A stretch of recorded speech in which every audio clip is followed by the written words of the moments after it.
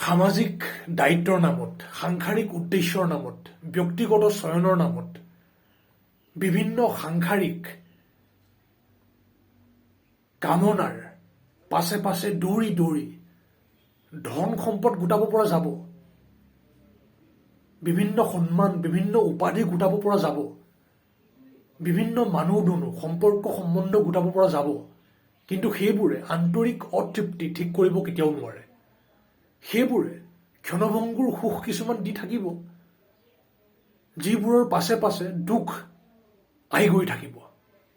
আন্তৰিক অতৃপ্তিক ঠিক কৰিবলৈ হ'লে সাংসাৰিক কামনাৰ পাছে পাছে বিভিন্ন নামেৰে দৌৰি গৈ থাকিলে নহ'ব, সেইবোৰত লাগি ধৰিলে নহ'ব।